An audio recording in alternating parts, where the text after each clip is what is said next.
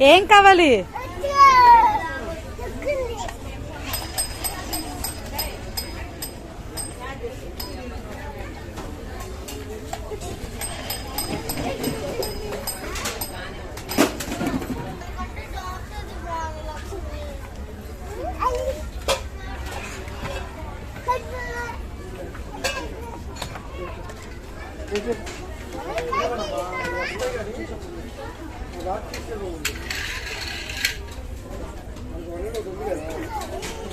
ఇన్ని కార్లు చూసేసరికి అయితే అస్సలు ట్రాలీలో ఉండకుండా ఏడ్చాడు ఫైనల్గా. ఇంకా సర్లే అని చెప్పి దించాను కిందకి.